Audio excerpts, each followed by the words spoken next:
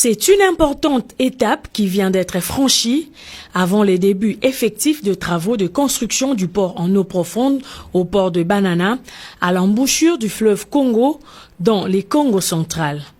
Un compromis a enfin été trouvé sur certaines clauses de la convention qui lie la République démocratique du Congo au groupe DP World spécialisé dans le commerce international et la construction de terminaux maritimes.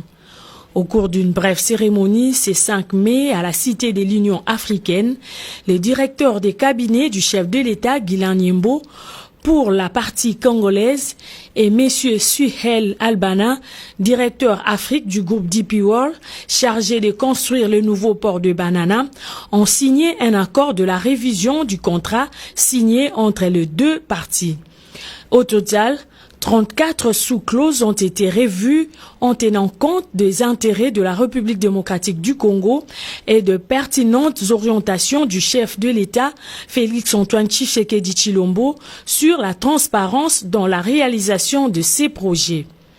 Un nouveau contrat revu et corrigé sera signé dans les prochains jours pour permettre le début effectif de travaux du nouveau port de Banana.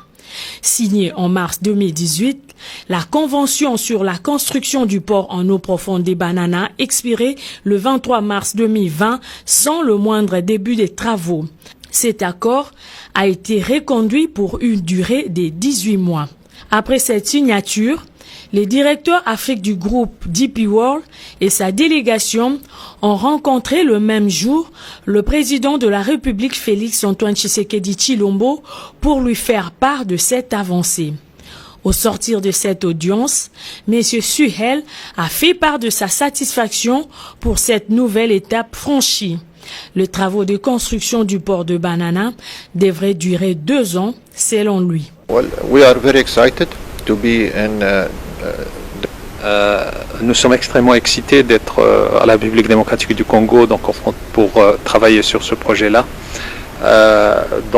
Nous estimons que ce projet-là va permettre, je dirais, de développer le commerce au niveau de la République démocratique du Congo.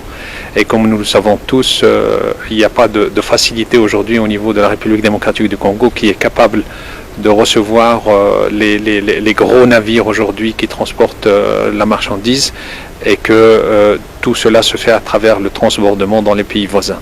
La construction du port en eau profonde à l'embouchure du fleuve Congo devrait à coup sûr favoriser l'accostage de grands navires et autres porte-containers. Elle devrait favoriser la création d'emplois et maximiser les recettes domaniales et fiscales de l'État congolais.